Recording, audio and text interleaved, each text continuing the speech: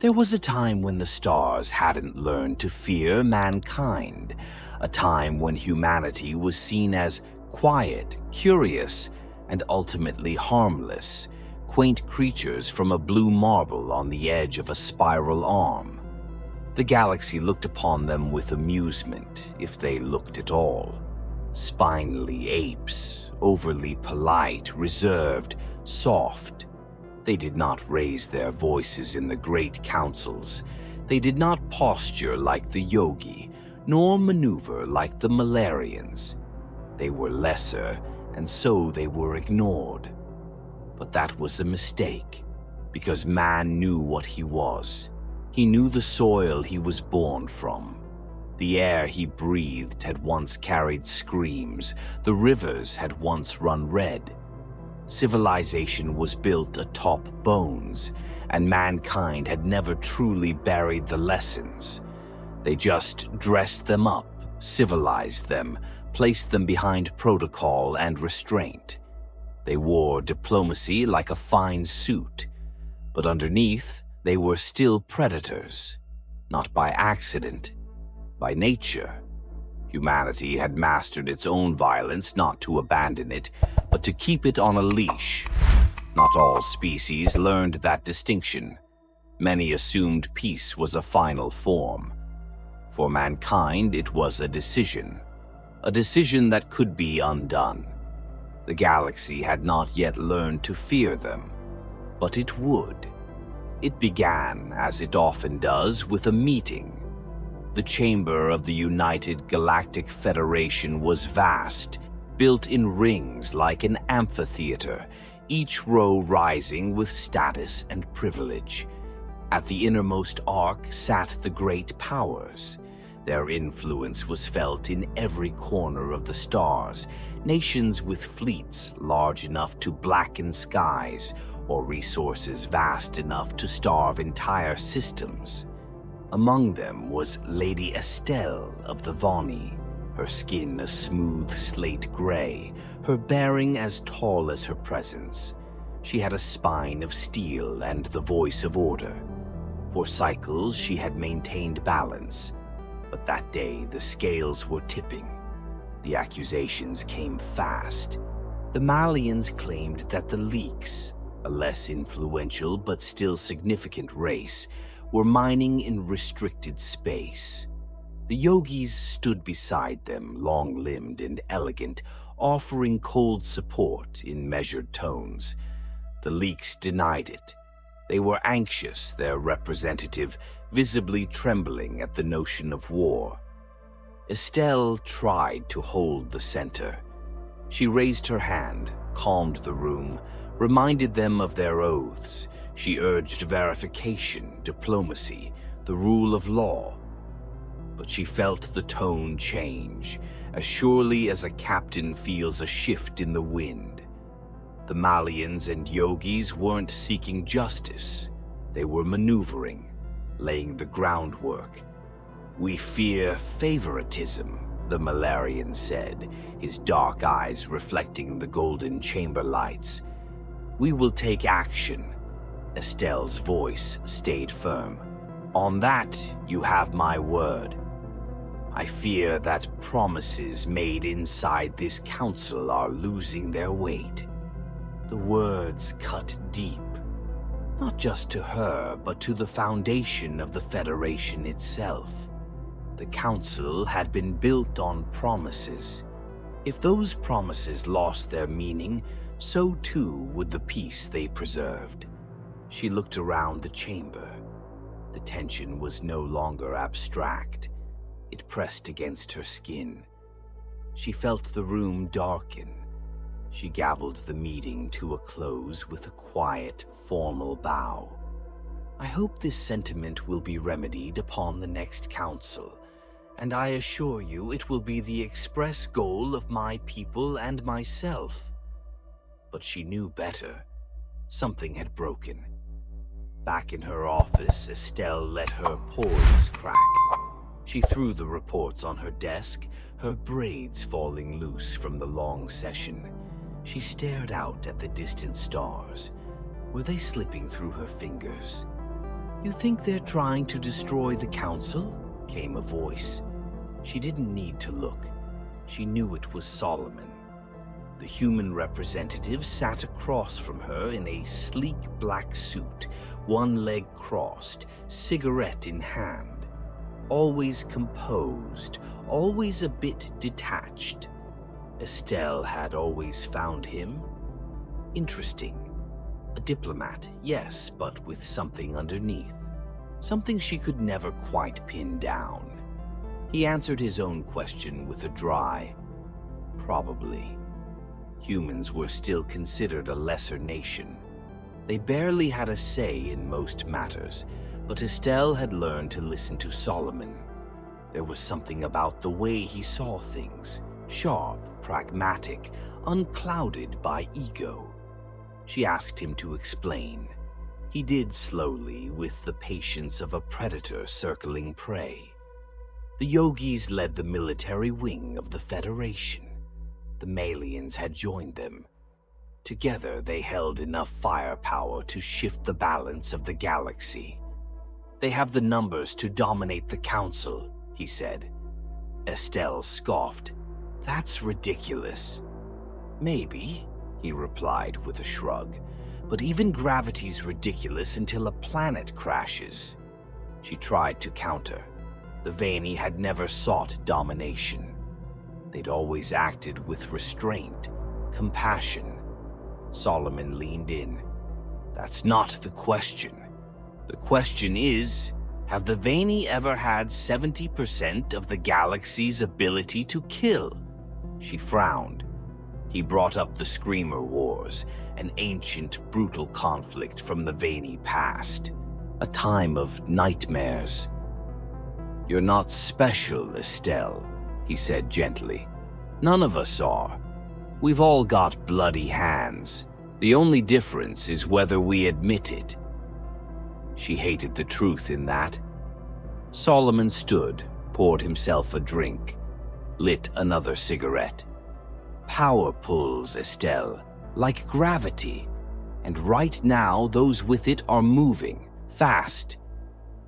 The next day, Estelle prepared the chamber again. The leaks were nervous. Everyone was tense. War was close enough to taste. She had the reports. The leaks were not responsible for full-scale mining operations. Minor infractions, sure, but nothing justifying war. This could be solved. Then the Malarian envoy arrived. He stood at his place but refused to sit. "I would like to make a statement," he said. And then, with cold precision, he declared the council compromised, accused Estelle of partiality, accused her of collusion, declared that the Malians and their allies would no longer recognize the authority of the council, that a joint first strike had already begun. Estelle rose, her voice a hammer. "This is a terrible crime." He met her gaze with stone. "This is justice." The leak representative broke down, receiving frantic transmissions. Estelle tried to regain control, but it was too late. The chamber cracked. Dozens of nations stood with the Malarians. Others froze. Fear rippled through every tier of the council. As the Malarian turned to leave, he spoke his last words. "We wish you all the best." And then he was gone. Estelle remained standing.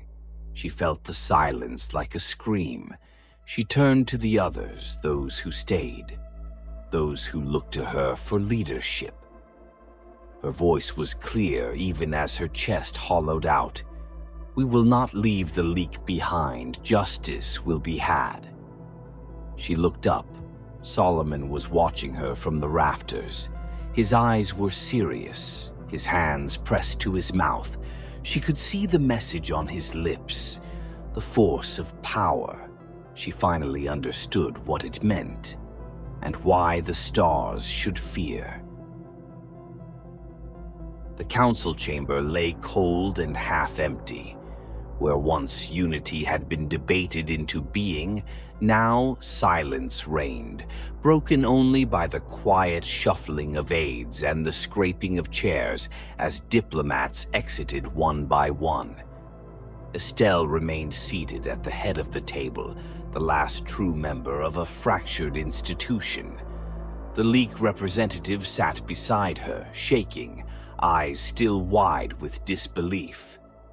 A message was still fresh in their trembling hands. Confirmed engagement along the border. Multiple strikes, civilian losses expected. Estelle pressed her fingers together beneath the table. Her hands were damp. Her breath was steady, but it took effort.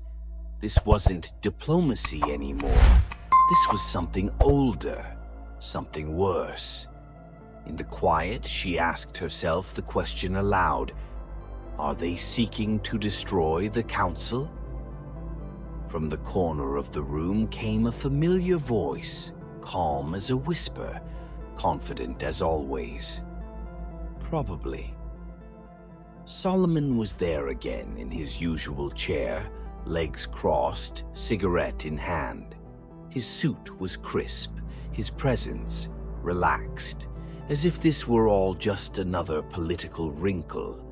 But Estelle saw the difference now. She saw the eyes. They weren't calm, they were tired, not from lack of sleep, but from something heavier. She stared at him. You think this was their plan from the start? He took a long drag from the cigarette, exhaled slowly. It's in their best interest. They want to dominate Estelle. They want to win without contest. The council, as it stands, is a chain, and they've finally found a reason to cut it. Estelle looked around her office. It was elegant and quiet. She'd chosen the art on the walls herself, serene landscapes of veiny worlds, a representation of peace, unity. All of it felt absurd now, mocking. But the yogis, the Malians, they've always followed the code. Solomon leaned forward, his tone softening, almost apologetic. Power doesn't care about code. Never has. She pressed him. They still need support. The yogis lead the military wing, sure, but they don't own it. They don't need to own it, he replied. They've built the coalition. Between the yogis, the Malians, and the others they've dragged along with them, I'd say they control somewhere between 55 and 70% of the Federation's total firepower. He looked up at her. That's enough to stop asking permission. She tried to laugh it off. No one's verified those numbers. It's rumor, nothing more. He shrugged. So was every war, until it wasn't. Estelle sat down with a heavy sigh. She wanted to push back, but something gnawed at her. A discomfort, a memory. He was saying the quiet part out loud, the part her instincts had already whispered to her. Even if that's true, the Vani would never seek that kind of dominance. Solomon gave her a sad smile. No one does, until they have the means. He poured himself a drink from her cabinet, no permission asked, and she didn't stop him. He held the glass up to the light, then tipped it back in one motion. Your people had the Screamer Wars, he said, centuries ago. I read about them, before spaceflight, before diplomacy, before peace. Whole continents burned. She winced at the mention. We've moved past that. So did we, he said. Doesn't mean we forgot it. She looked at him, uncertain. And what exactly are you suggesting? He paused, letting the silence sit for just long enough. Then he leaned in. I'm suggesting we've reached a point where force speaks louder than procedure. You need to stop thinking like a diplomat and start thinking like someone with something to lose." Estelle didn't respond right away. She hated what he was saying, but she hated more how much of it made sense. "Estelle," he continued, "there's something pulling this whole situation forward, something none of us are naming out loud. I call it the force of power." She scowled. "It's a stupid phrase." "Maybe," he admitted, "but it's also real." He stood, his tone softening again. "I don't want violence, I really don't, but I know what happens when it starts, and I know what wins. You're up against a coalition that's already made its move. You don't have the numbers, you don't have the ships, but there's still a way to tip the scales." Her eyes narrowed. "What are you talking about?" He turned back to her, cigarette between his fingers, and suddenly the man she knew as the mild, quiet observer was gone. In his place was something more decisive, more dangerous. "I have a proposal," he said. "Let humans lead part of the War Council. Let us bring our generals, our tacticians, our experience. Let us fight with you, fully. Not as observers, as allies." Estelle recoiled. "That's a massive leap. Humans are still classified as a lesser nation. You don't even vote." "Then fix that," he said quickly. "You have the power. You've seen what we're capable of." She shook her head, searching for something to hold on to. "You said you didn't want this." "I don't," he answered. "But I've been entrusted with something, a responsibility, to decide when humanity should get involved. And now, Estelle, now is that time." He stepped forward, more intense now. "There was a man in our history, Oppenheimer. He split the atom, created the most dangerous weapon our world had ever seen. And he lived with the weight of that decision for the rest of his life. Because once something is unleashed, it can't be put back." Estelle whispered, "Are you saying this is your moment? Your—" He cut her off, voice quiet and sharp. "I'm saying if you want to win, if you want to survive, you need us." She looked at him, and for a long time she said nothing. The silence between them wasn't empty, it was charged. Finally, she nodded. "Okay," she said. Solomon didn't smile. Not really. His lips twitched upward, but there was no joy in it. Only resignation. He downed another drink, left a note on her desk, and walked out without another word. She stared after him. The quiet returned. She reached for the note. It had only 4 words, the force of power. The next day, the council reconvened. What remained of it? The league leaders arrived early. The Vani followed.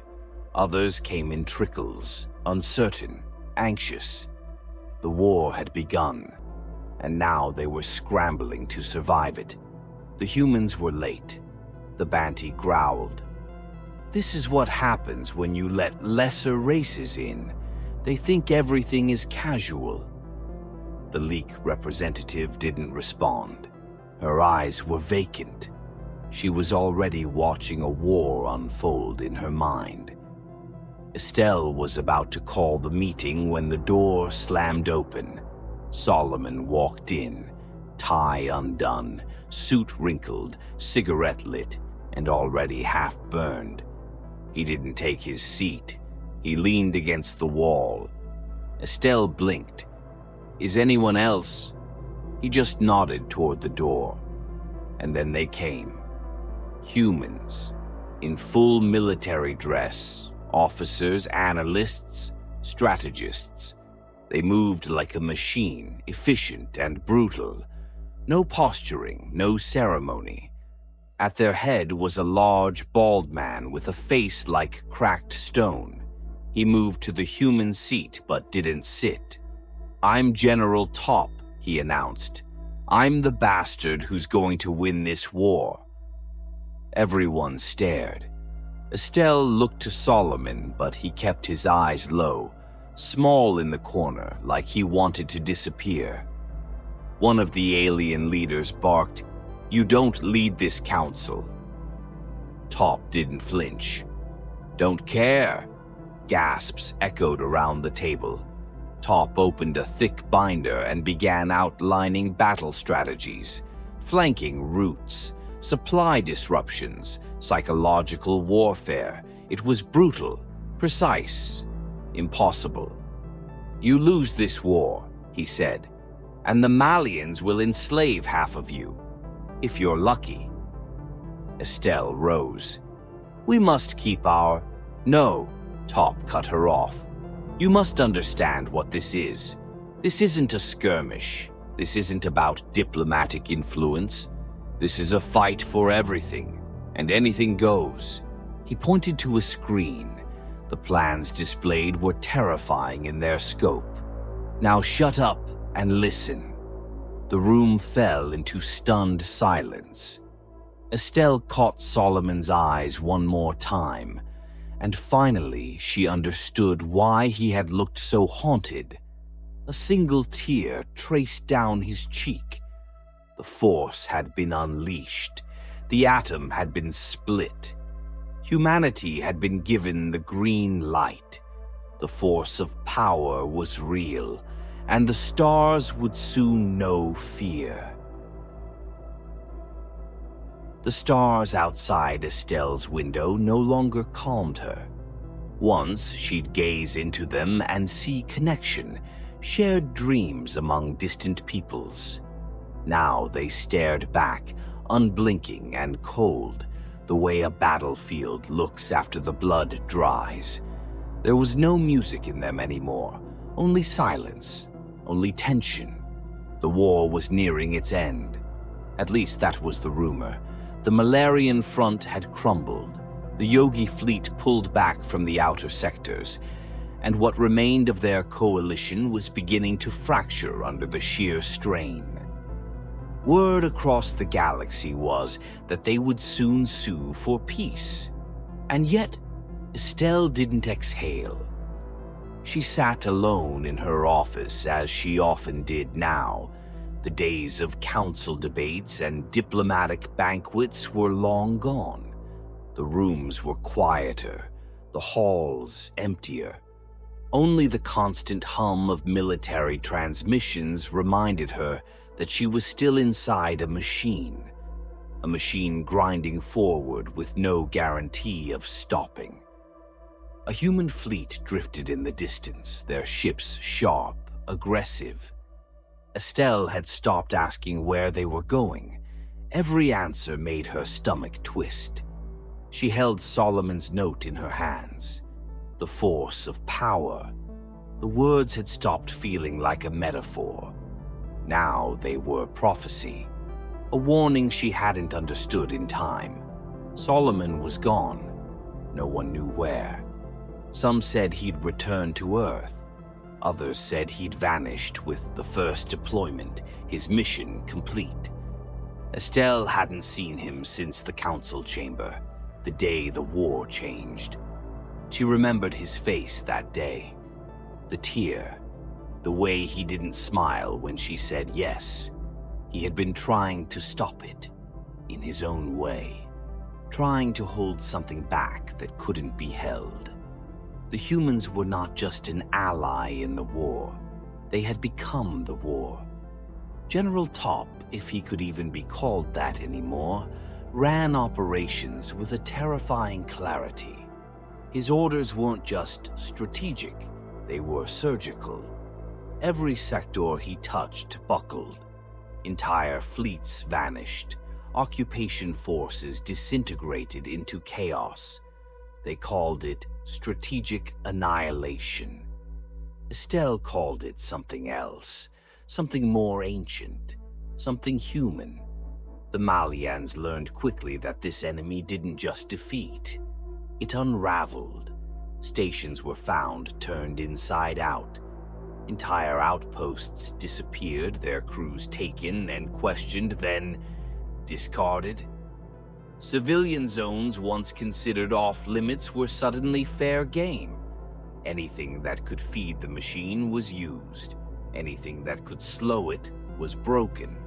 The Malian war strategy had been based on assumptions that the enemy would move logically, proportionally, that the war would be fought like all others in the modern age, with rules, boundaries, a shared sense of survival. But humans didn't play that game. They'd brought a different logic, a ruthless, primal kind, the kind of logic that burned fields to starve an army, the kind that whispered in the dark, "If I must lose something, I will make sure you lose everything." And the worst part? It worked. Malian morale collapsed. The yogis abandoned forward positions. The outer colonies once pledged to the coalition fell silent, either pacified or wiped from relevance. In war rooms across the galaxy, leaders began asking a new question. Not how to win, but how to survive the humans they'd invited in. Estelle watched it all happen. Powerless, horrified. It should have been a triumph. The Leak territories were returning to autonomy. The Vanni held their systems. The Council might even be rebuilt. And yet, something deeper had broken. She could feel it in the eyes of her fellow delegates, in the way they looked at her now. There was gratitude, but there was also fear, because she had been the one to open the gate. She had been the one to let them in. She had done it to stop a war. And she had. But in doing so, she had started something else, something much harder to end. Estelle turned the note over again, her hands trembling. She had read it 100 times, but the ink still felt fresh. She could still hear Solomon's voice in her mind, the force of power.